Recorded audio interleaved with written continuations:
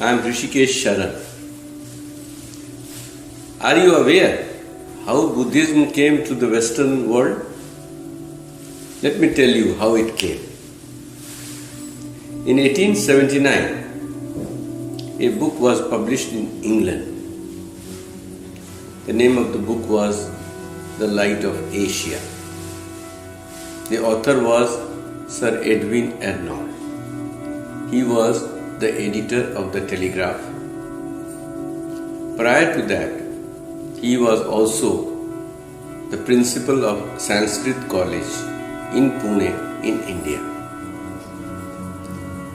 Till the publication of this book in 1879, people in the Western society hardly knew something about the Buddha. This book is about the life and teachings of the Buddha and is in poetry form. This book revolutionized the thinking of the Western world about the Buddha in such a way that 140 editions of this book were published, 60 in England and 18 in America. The book became so popular and enchanting that Mahatma Gandhi, in his autobiography, writes, "Once this book, The Light of Asia, came to my hand, I didn't leave it till I finished it." Now, the author, in his preface in this book, writes a very, very forceful statement. He says that there is divergence of opinion amongst the scholars all over the world what the Buddha's teachings are. We also know that there is Theravada, Mahayana, Hinayana, Vajrayana, Lotus Sutra, and so many other sects arising out of the Buddha's teachings.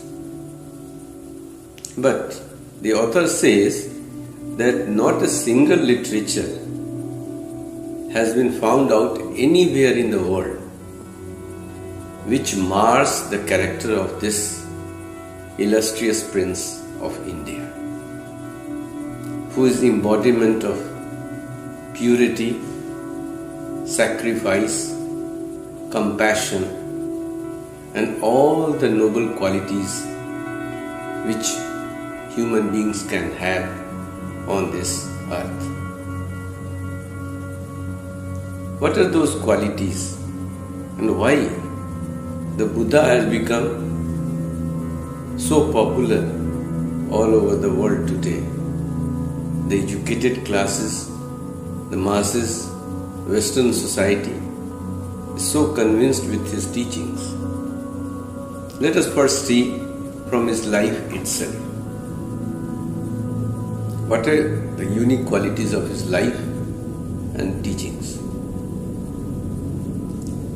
As we know, at the age of 29, the Prince Siddhartha leaves his palace in Kapilvastu on the Indo-Nepal border and goes to the forest in search of the real answers to the questions of life. What were those questions of life? Prince Siddhartha had seen a sick man, an old man, and a dead man, and came to know that sickness could come to him. He would become old one day, and he would also die one day. Not only he, his wife Yashodhara, and everybody, parents, everybody would pass through the same process. So he found that this caused sorrow. He wanted to know some answer whether we as human beings can get out of this sorrow of life and death, the cycle of life and death. Can we get out of it, or we are so bound that we have to be in it like a wheel going up and down, up and down. We are held up with the wheel and coming up and going down with the cycles of birth and death. Since he didn't get the answers to these questions while he was in the palace, at the young age of 29, he left the palace and went in search of the truth, the real cause for misery and its solution. At the age of 35, he attained the nirvana under the peepal tree in Bodh Gaya in the state of Bihar in India. Became enlightened, and then he was called the Buddha. From that time, he was called the Buddha, the enlightened one. Now the uniqueness of his character comes out from this fact that after he left the palace for the forest in search of the truth, his father sent a number of messengers in his search. He was the only son of the king. His wife also sent messengers to look for him, but they all failed to search him for the next 6 years. And he was found out only after he had attained Buddhahood. The messengers came and reported to the father, King Sudodhan in Kapilavastu, that whom they had lost as the prince had become the greatest teacher on this earth, the Buddha, the enlightened one. And he was giving discourses in a Rajagriha in the kingdom of Magadha.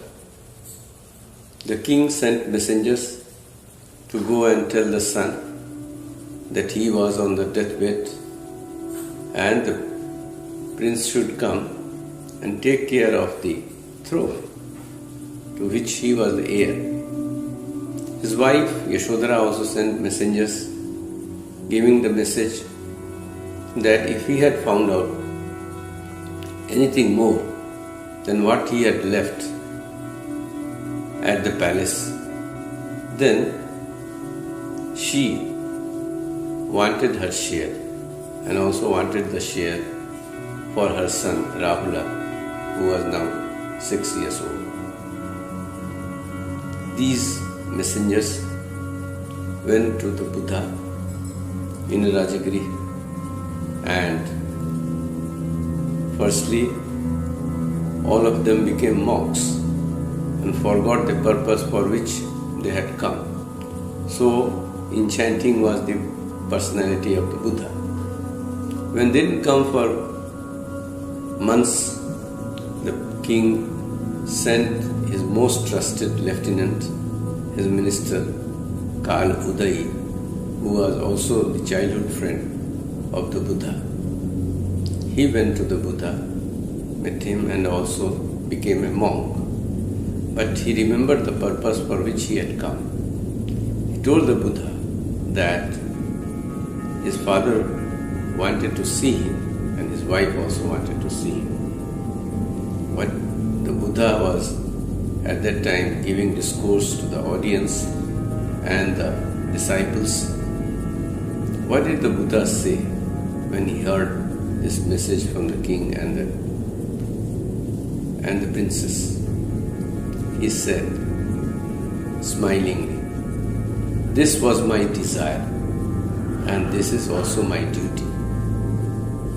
There is no reason why someone should show this respect to his parents, from whom he got his physical body and got the enlightenment.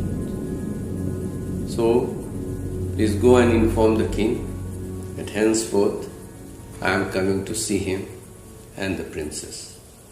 The Buddha goes there he attends to the dana which is given by the king, and in return gives him spiritual discourses. The king becomes Srotapan. He attains the first stage of spiritual advancement. Subsequently, he and the princess also, Yashodhara, they all become arhants. That is, they become liberated beings, human beings. Now, there is another incident in the Dhammapada where the Buddha meets an old man. The old man asks him this question: "Where have you been, son? Why did you not come to our house? Come today to our house." The Brahmin says so. The disciples appear to be angry, but Buddha looks at them and asks them not to question. He simply follows the Brahmin to his house, where he introduces the Buddha to his wife as his son. The lady also addresses him as her son, and then introduces the Buddha to the other children in the family as their elder brother.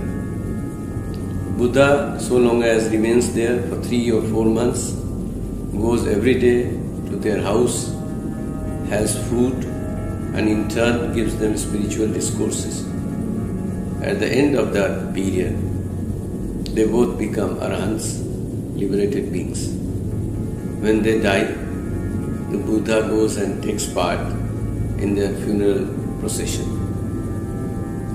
The disciples are stunned. They are surprised how the enlightened one allowed the Brahmin and his wife and the family to address him as their son. Buddha replies, "They have been my parents in a number of lives in the past. They have also been my uncle and aunt in a number of lives in the past. So for that relationship, if they address me as their son, there is nothing wrong in that, and I have no reason to show my anger to them." These are some of the unique qualities which we find in the character of the illustrious prince from India, and that make him what he is, the enlightened one. His teachings are not at all dogmatic, because he himself says that he is one of us, and all of us can come to his stage, that is, attain enlightenment if we make effort. He says, in fact, about some teaching to be accepted or not to be accepted. In one of the Nikayas, he says, "Do not accept anything only because it is written in the scriptures. Do not accept anything because the traditions say so. Do not accept anything because majority of the people do so.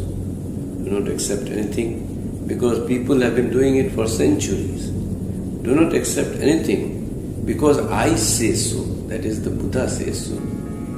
Then what is to be done? He says, you reason out everything yourself.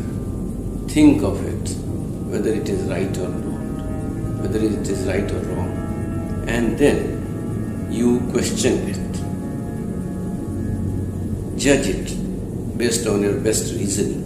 Also think whether it implies it will bring happiness and good for majority of the people. And if you find that it will bring good for the majority of the people, then accept it and follow it. So these are some of the unique qualities which is part of the Buddha's teachings. Buddha is a teacher par excellence. I do not know whether any other teacher can match to his caliber. He has always gone to the level of the listener to answer his queries, his or her queries. Let us see the example of Sujata. Sujata is a lady. Let us see the example of Kisa Gotami. Kisa Gotami was a lady near Rajagiri. Her name was Kisa because she was lean and thin, and Gotami was her name. She was blessed with a child. Unfortunately, with a snake bite, his son died. She didn't know what death is, so she moved around in the village, asked everybody to give some medicine by which the child could revive. People understood that she was not in a mental condition to understand that the baby was dead. So they advised her to go to the hilltop and meet the saint staying there. The Buddha was staying there. She went to see him and asked if he could provide some medicine by which her son would revive. Now Buddha also realized that she was not in a state of mind where he could tell her anything about death. So he only asked her to bring some mustard seed, and if she would bring that mustard seed, her son could be revived. He could revive her son. But he also instructed her not to bring it from some house where somebody had died. Kisa Gotami went to the village, knocked at every door from house to house. People gave her mustard. When she asked whether somebody had died, they said, "Sister, what are you saying? The dead are many, living are few." She thanked them, returned the mustard, went to the other house, again knocked. Somebody gave the mustard. Because in India, there is a tradition to help the poor people since ages. So they gave the mustard. When she asked whether someone had died or not, they said the person who sowed the seeds was not there to reap them. And like this, she returned the mustard seeds. Continuously she went around in the village, couldn't get mustard seed of the type she was looking for, and in the evening returned back to the Buddha and asked him, "Sir, where can I get that seed? I have been to the village everywhere, didn't get the seed." Then the Buddha smiled and said, "In looking for that mustard seed, Kisa Gotami, you have found out that seed. Yesterday you thought that the pain with which you suffered was your own personal pain only. Today you know that it was not your own personal pain. The pain was universal, and everybody in this world suffered from that. A pain which is shared with others its intensity gets halved. So your son was dead yesterday itself. Go and bury him." So like this, the Buddha went to the stage of the listener and told him, gave his teaching in his own way.